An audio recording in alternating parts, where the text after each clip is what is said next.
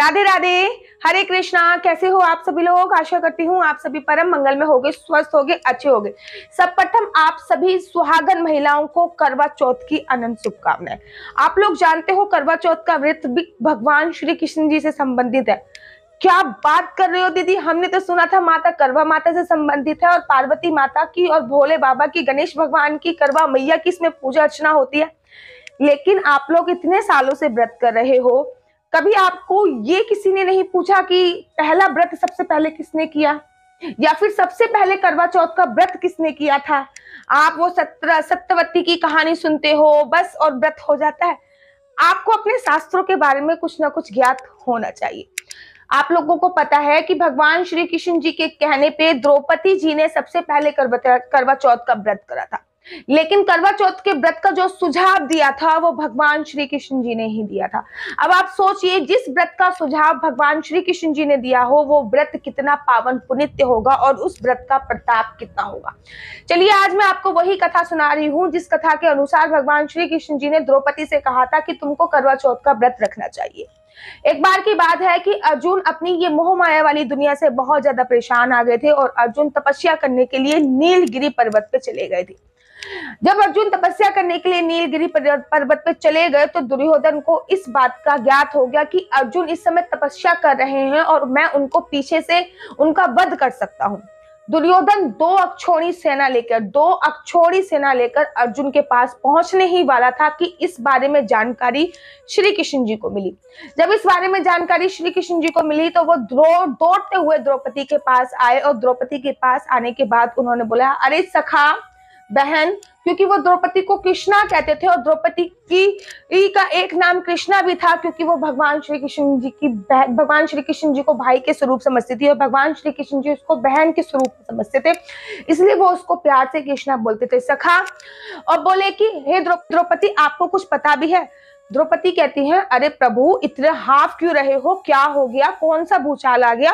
श्री कृष्ण जी कहते हैं, तुम्हें पता है कि तुम्हारा पति अर्जुन नीलगिरी पर्वत पे तपस्या करने के लिए गया है? द्रौपदी कहती है, हाँ मुझे अच्छी तरीके से ज्ञात है कि अर्जुन वहां पे तपस्या करने के लिए गए हैं।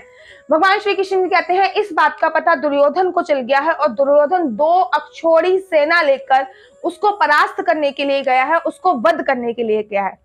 द्रौपदी कहती है, वो जिस भगवान की तपस्या करने के लिए गए हैं, क्या उस भगवान में इतना बल नहीं है कि वो उनकी रक्षा कर सकते? श्री कृष्ण जी कहते हैं कि उन्हीं भगवान ने मुझे अपना सार्थक बना के भेजा है और उन्हीं भगवान ने मुझसे बोला है कि मैं आपको ये करने के लिए बोलूं। हे द्रौपदी, कल करवा चौथ है, अर्थात कल करवा माता का व्रत है, चौथ माता का व्रत है। आप सूर्य उदय से लेकर सूर्य अस्त तक, आप सूर्य उदय से लेकर चांद के उदय होने तक ये वाला व्रत रखिए। अर्थात आपको निर्जला निराहार बिना अन्य जल त्याग के, अर्थात जल भी त्याग कर कल पूरे दिन अपने पति की दीर्घ आयु के लिए ये व्रत रखना होगा। पार्वती मैया उनसे पूरा विधि विधान पूछती हैं तो भगवान श्री कृष्ण जी उन्हें बताते हैं कि चौथ माता के व्रत से सुहाग अखंड होता है।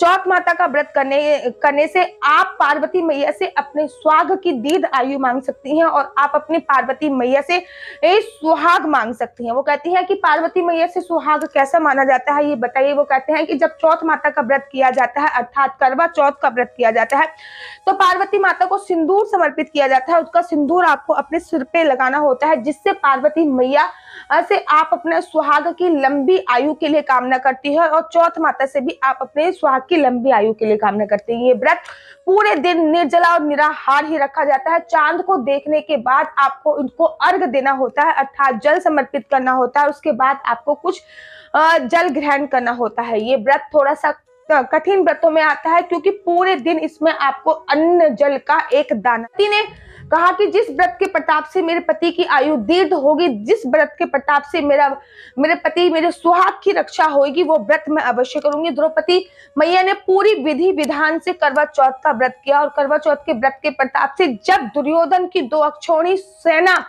अर्जुन के पास पहुंची तो वहां पे एक उन्हें चमकता हुआ सफेद रंग का चमकता हुआ ओरा दिखाई दिया।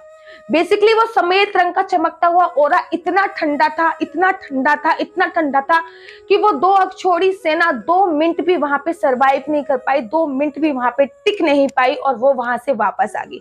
इस प्रकार द्रौपदी मैया ने अपने करवा चौथ के व्रत से अपने सुहाग अर्जुन की रक्षा करी। और मैं चाहती हूँ कि जैसे द्रौपदी मैया ने अपने सुहाग अर्जुन की रक्षा करी, करवा माता ने उनके सुहाग की रक्षा करी, वैसे ही करवा माता हम सभी के भी सुहाग की रक्षा करें। आप सभी को करवा चौथ की अनंत और अनंत शुभकामनाएं।